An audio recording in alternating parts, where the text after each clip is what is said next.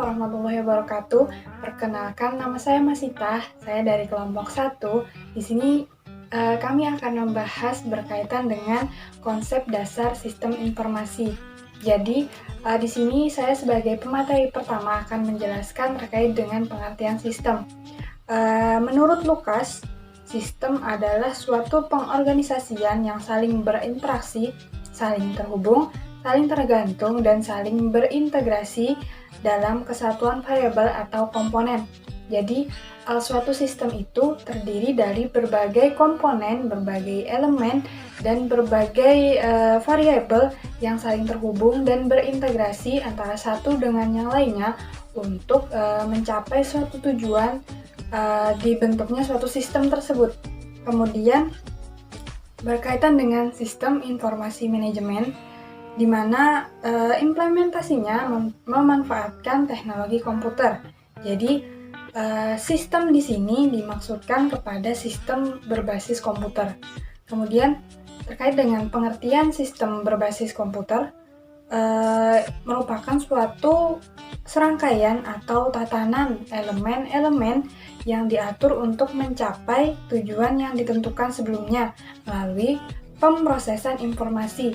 Jadi, terkait dengan sistem berbasis komputer di sini juga merupakan bagian dari elemen-elemen yang saling berintegrasi atau terhubung untuk memproses suatu data menjadi informasi dalam kaitannya sebagai sistem berbasis komputer. Selanjutnya adalah terkait dengan elemen-elemen apa saja yang terdapat dalam sistem berbasis komputer. Jadi, terkait dengan elemen tersebut terdapat 6 elemen. Yang pertama adalah perangkat lunak atau software. Jadi, perangkat lunak ini terdiri dari program aplikasi komputer, struktur data, dan komponen dokumen yang berhubungan dengan fungsi untuk mempengaruhi metodologis, prosedur, dan kontrol yang dibutuhkan. Yang kedua adalah perangkat keras atau hardware. Jadi, perangkat keras ini terdiri dari perangkat elektronik yang memberikan kemampuan penghitungan dan perangkat elektromekanik. Kemudian yang ketiga adalah manusia atau SDM. Jadi, SDM ini ialah si pemakai atau pengguna dari perangkat keras dan perangkat lunak yang telah disebutkan sebelumnya. Kemudian yang keempat adalah sistem basis data. Jadi sistem basis data atau DBMS itu merupakan kumpulan data yang besar dan terorganisasi yang diakses melalui perangkat lunak atau yang disebut dengan program aplikasi tadi. Kemudian yang kelima adalah dokumentasi. Nah, jadi dokumentasi itu berisi informasi deskriptif terkait dengan penggunaan perangkat-perangkat dari sistem berbasis komputer yang telah digunakan sebelumnya. Kemudian yang terakhir ialah prosedur. Jadi prosedur ini terkait dengan langkah-langkah penggunaan yang menentukan penggunaan khusus dari masing-masing elemen sistem atau konteks prosedural di mana sistem itu berada.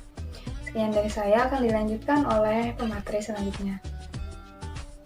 Bismillahirrahmanirrahim. Assalamualaikum warahmatullahi wabarakatuh. Perkenalkan, nama saya Rindaya Auliana dari kelompok 1. Di sini saya akan menjelaskan pembahasan selanjutnya, yaitu mengenai tentang data. Perlu diketahui terlebih dahulu, data ialah menurut Szymanski dan Poulsen 1995 mendefinisikan data sebagai fakta mentah dapat berupa angka, huruf, atau karakter khusus yang menyampaikan sedikit arti. Jadi ada beberapa arti yang terdapat di data-data tersebut. Nah, agar data-data terkumpul menjadi berarti dan memberi manfaat, maka data-data tersebut harus diproses lebih lanjut lagi. Perlu adanya yang namanya pemrosesan di bagian data-data tersebut. Agar menjadi informasi yang berguna, data perlu diolah melalui sebuah siklus.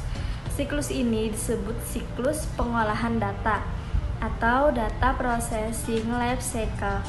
Nah, yaitu meliputi Data kemudian diolah dan menjadilah sumber informasi.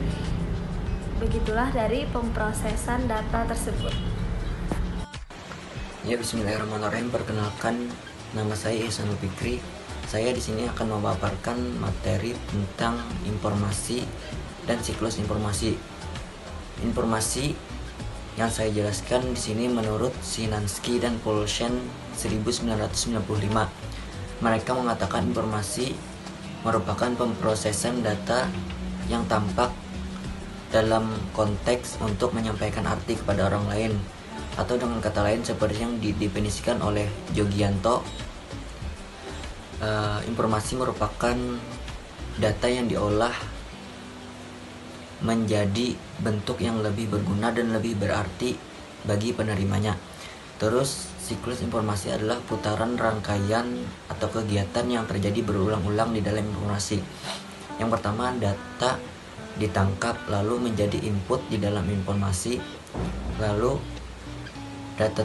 input tersebut diproses dengan model, lalu dengan proses tersebut terjadilah output atau informasi.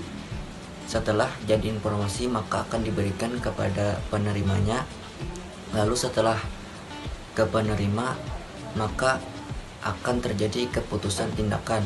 Setelah keputusan tindakan maka penerima akan melakukan hasil tindakan. Setelah hasil tindakan tersebut maka akan terjadilah data lagi, sehingga putaran tersebut akan terjadi berulang-ulang di dalam informasi. Bismillahirrahmanirrahim. Perkenalkan, nama saya Muhammad Sultan Fauzi. Saya dari kelompok 1. Di sini saya menjelaskan tentang kualitas informasi. Jadi kualitas dari suatu informasi itu tergantung dari 3 hal, yaitu yang pertama akurat, kemudian tepat pada waktunya, dan yang ketiga yaitu relevan. Nah, menurut para ahli John Bock dan Kurtnitsky, mereka menggambarkan kualitas informasi dengan bentuk bangunan yang ditunjang oleh 3 buah pilar, yaitu yang pertama dari keakuratan. Nah, jadi informasi itu harus bersifat akurat, yang mana artinya informasi tersebut harus bebas dari kesalahan-kesalahan dan tidak bias atau menyesatkan, atau yang sering bisa kita kenal dengan informasi yang bersifat hoax. Kemudian yang kedua yaitu informasi harus tepat pada waktunya, artinya informasi yang datang pada penerima tidak boleh terlambat. Jadi informasi harus datang secara cepat agar informasi tersebut bisa langsung diproses oleh penerima.